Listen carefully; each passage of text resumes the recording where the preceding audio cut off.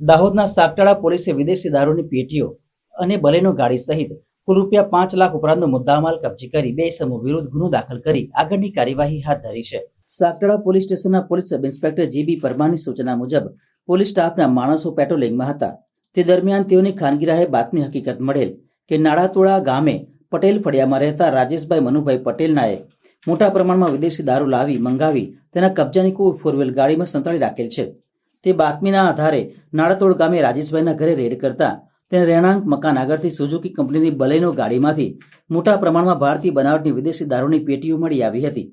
જેથી પોલીસે રૂપિયા 1,34,640ની કિંમતની ભારતીય બનાવટના વિદેશી દારૂ તથા ટીન બિયરની કુલ 1008 નંગ બોટલો, મોબાઈલ તથા બલેનો ગાડી સહિત કુલ રૂપિયા 5,39,640નો મુદ્દામાલ કબજે કરી આરોપી નાડાતોડ ગામના રાજેશભાઈ મનુભાઈ પટેલને ઝડપી પાડી તેના વિરુદ્ધ અન્ય 2 ઇસમો વિરુદ્ધ ગુનો દાખલ કરી આગળની કાર્યવાહી હાથ ધરી છે.